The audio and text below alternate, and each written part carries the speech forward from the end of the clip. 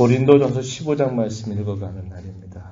부활장으로 우리에게 잘 알려져 있는 내용을 잘 전달해 주고 있습니다.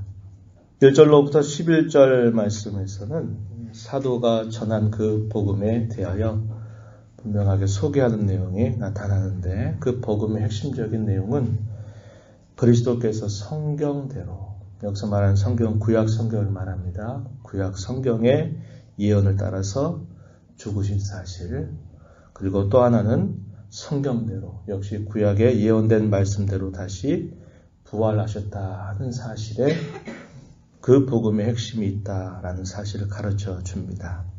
그러면서 그리스도의 부활에 관하여 당시에 오해하고 있는 사실들을 한 가지 이야기합니다. 당시에 오해하고 있는 하나의 사실이 뭐냐면, 이 고린도 교인들에게 그런 말을 퍼뜨리는 겁니다. 죽은 자가 다시 살아나는 일은 결코 있을 수 없다. 이런 일이 어떻게 있겠느냐라는 말을 퍼뜨렸던 겁니다. 그래서 그에 대한 설명, 이것이 12절부터요, 우리가 읽은 34절까지 당시에 유행했던 그런 잘못된 것에 대한 답변이 주어집니다.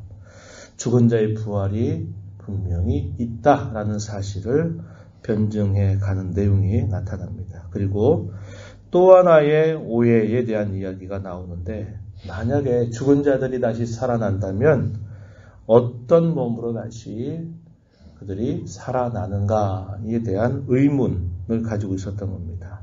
그에 대한 답변의 내용들이 35절부터요 49절까지 쭉 설명이 되고 있습니다. 그리고 마지막 부분에서는 이런 부활에 관한 확실한 소망을 가지고 우리 남은 생을 어떻게 살아야 될까에 대한 교훈이 담겨 있습니다. 우리가 생각해 볼 때 먼저 첫 번째 질문에 대한 사도의 긴 답변의 내용입니다. 죽은 자의 부활이 있을 수 없다라는 말에 대해서 사도는 분명하게 죽은 자가 부활한다는 사실을 변증하는데요. 만약에 죽은 자의 부활이 없다면 그리스도께서 다시 살아나실 수도 없다라는 사실을 이야기합니다.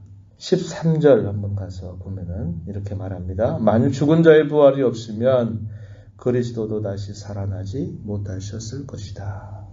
15절 하반절에도 만일 죽은 자가 다시 살아난 일이 없으면 하나님이 그리스도를 다시 살리지 아니하셨을 것이다. 이렇게 말합니다.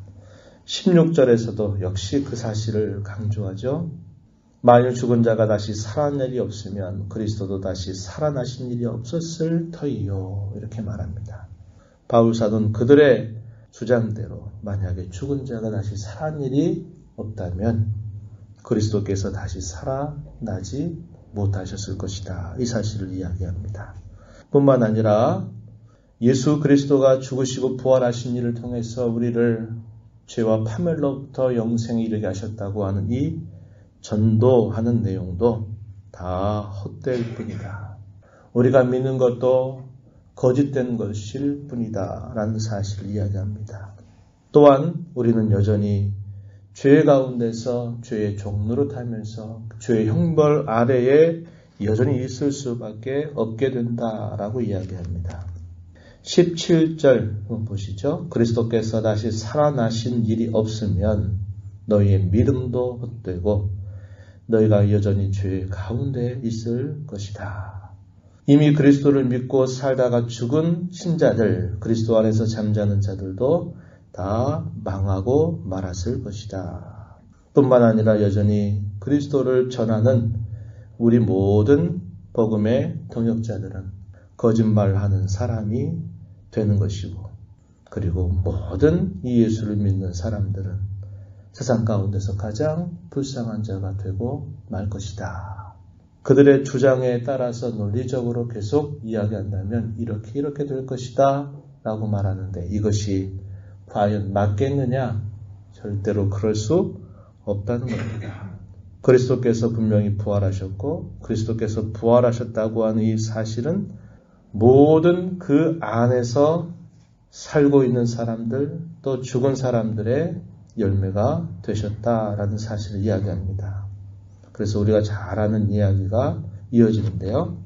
20절에 보니까 이제 그리스도께서 죽은 자 가운데서 다시 살아나사 잠자는 자들의 첫 열매가 되셨도다. 이 잠자는 자들 다시 깨어날 분명한 확신을 가지고 잠을 자죠. 어젯밤 여러분 주무시면서 내일 내가 못 깨어나면 어떻게 하나 이런 염려 가운데 불안 가운데 주무신 분 없죠? 왜요? 내일 분명히 깨어나리라고 하는 확신이 있기 때문이죠. 성경에서 믿는 신자들을 두고 잠잔다라고 말할 때는 반드시 깨어난다는 겁니다. 죽음이 끝이 아니라 죽음 이후에 반드시 부활이 있다는 것을 보여주는 겁니다. 그래서 신자들의 죽음을 두고 잠자는 것에 비유하는 겁니다. 그리스도께서 부활하셨다고 하는 사실은 그리스도를 믿는 모든 사람들, 믿다가 죽은 모든 신자들의 첫 열매가 되셨다. 구약의 첫 열매가 되셨다. 이 말은 모든 열매의 대표성을 띠고 있는 것입니다. 그래서 주님이 부활하셨다는 사실은 그 안에서 사는 모든 사람들이 부활할 것에 관한 분명한 약속 내지는 소망이 있다는 것을 가르쳐 주고 있습니다. 그럼 어떤 부활의 순서가 있을 것이냐? 24절로부터 28절에 가르쳐 주기를 그리스도께서 첫 열매로 부활하셨고 그리스도에게 속한 자들이 그가 다시 강림하실 때, 재림하실 때 함께 부활하게 될 것이다. 그리고 마지막에 이 사망이 이제 심판을 당하게 될 것이고 하나님께서는 만유 안에 만유의 주가 되실 것이다. 그래서 이런 부활의 질서 혹은 순서에 대하여 사도가 구체적으로 가르쳐 주고 있습니다. 이러한 부활을 분명히 우리가 확신하고 살아갈 때 사도가 이야기하는 권면 29절부터 34절에 보면요. 이렇게 말합니다. 깨어 의를 행해라. 죄를 짓지 말아라. 이렇게 이야기합니다. 만약에 이런 부활이 없다면 세상 사람들이 살아가는 방법대로 살고자 하는 그런 마음이 분명히 강렬할 거라는 거예요. 32절에 보니까 내가 이렇게 말합니다. 내가 사람의 방법으로 에베소에서 맹수와 더불어 싸웠다면 내게 무슨 유익이 있으리요? 죽은 자가 다시 살아나지 못한다면 내일 죽을 터이니 먹고 마시자 하리라. 오늘이 다인 줄 알고 온갖 즐거움과 쾌락에 빠져 살 수밖에 없지 않겠느냐. 이렇게 말하는 것입니다.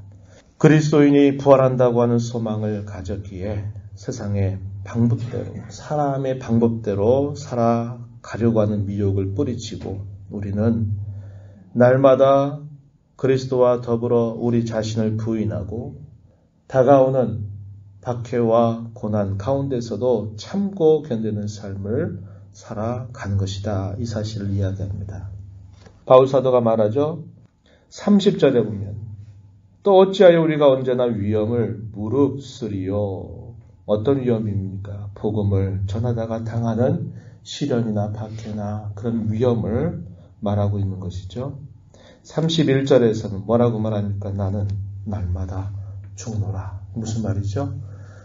나 자신을 끊임없이 부인하는 삶을 살아간다는 겁니다. 내 안에 있는 죄성, 옛사람의 본성들이 날마다 그리스도의 십자가에 못 박혔음을 믿고 날마다 자신의 죄악된 모습을 날마다 벗어버리는 일에 힘을 기울인다는 것이죠. 왜 그렇습니까? 부활의 소망 때문이다. 부활의 확실함 때문이다. 라고 이렇게 이야기합니다. 그리고 적극적으로는 깨어 의를 행해라. 깨어 의를 행해라. 이렇게 말합니다. 34절 깨어 의를 행하고 죄를 짓지 말아라. 이렇게 말합니다. 이 말씀은 여전히 오늘 살아가는 우리에게도 동일한 말씀의 내용입니다. 우리가 이 땅에 잠시 잠깐 살아가는 우리의 삶이 끝이 아니라 우리에게 영광스러운 부활이 분명하게 남아 있기 때문에 우리는 날마다 살아가면서 날마다 그리스도의 십자가와 함께 나의 옛사람이 못 박혀 죽는 삶, 또 이 세상 사람들이 살아가는 그 방법들을 그저 따라 즐기다 살아가는 삶이 아니라 끊임없이 깨어 의의를 행하는 삶에 힘써야 한다고 하는 것. 이것은 오늘 여전히 우리에게 주시는 분명한 하나님의 뜻이라고 하는 겁니다. 이어진 이하의 말씀 두 번째 답변. 죽은 자들이 과연 어떻게 다시 살아나는가 이에 대해서는 아까 말씀드린 것처럼 35절부터 49절에 쭉 말씀하는데요. 이 내용도 여러분들이 읽어보시면 될 겁니다. 그리고 마지막에 사도가 권하는 말씀은 57절, 8절 말씀인데요. 우리 함께 읽어봅니다. 우리 주 예수 그리스도로 말미암아 우리에게 승리를 주시는 하나님께 감사하노니 그러므로 내 사랑하는 형제들아 견실하며 흔들리지 말고 항상 주의 일에 더욱 힘쓰는 자들이 되라. 이는 너희 수고가 주 안에서 헛되지 않은 줄 압니다. 사도의 마지막 권면은 우리에게 승리가 약속되어 있다. 그 승리는 확실하다. 그러므로 그 승리를 주실 하나님께 늘 감사하면서 흔들리지 말라는 거예요. 세상의 풍파나 시련이나 또 세상의 많은 유혹과 미혹들에 흔들리지 말고 견고하게 서라. 그리고 항상 주의 일에 더욱 힘쓰는 자들이 되라. 이 주의 일이 뭡니까? 우리의 삶의 모든 내용을 주님을 위해 살아가는 것임을 말합니다. 단순히 한정된 시간 안에, 한정된 공간 안에서 힘써가는 것만을 말하는 게 아니에요. 주일날 예배하러 오는 것, 예배당에 나오는 것, 그것만을 말하는 게 아니라 우리의 삶 전체를 주님을 위해서, 주님을 기쁘시게 하기 위해서, 주의 영광을 위해서 힘을 쓰면서 살아가는 자들이 되라. 이렇게 권면하고 있습니다. 이 말씀을 보면서 우리는 예수 그리스도의 죽으심과 부활을 통해 우리의 모든 죄가 용서받고 이 땅에 날마다 주와 더불어 살아가는 삶을 살고 있음을 언제나 고백해야 할 것입니다. 그리고 우리 옛사람이 날마다 그리스도와 함께 십자가에 못 박혀 죽는 일에 마음을 기울여야 할 것입니다. 그리고 하나님의 뜻을 끝까지 지켜 행하는 일에 힘을 기울여야 할 것입니다. 세상의 여러 풍파나 미혹이나 이런저런 일들로 인하여 우리의 마음이 흔들려서는 안 될 것이고 요동하지 않는 신앙을 갖고 우리의 모든 삶을 통해서 하나님을 기쁘시게 하는 삶을 목적으로 삼고 매일매일을 살아가는 삶이 되어야 할 것입니다. 이런 하나님의 은혜가 우리 모두에게 함께 하기를 축복합니다. 하나님 아버지 감사합니다. 이 새벽 시간에도 또 새날을 허락하여 주셔서 우리가 잠을 잘 때 다음 날에 우리에게 반드시 올 거라는 것을 추호도 의심하지 않고 잠자리에 드는 것처럼 우리 주님께서 이 땅에서 저희들을 위하여 사시다가 죽으시고 다시 부활한 이 사실이 분명한 사실이며 그리스도와 함께 매일을 살아가는 사람들 또한 이런 부활이 확실하다는 것을 가르쳐 주십니다.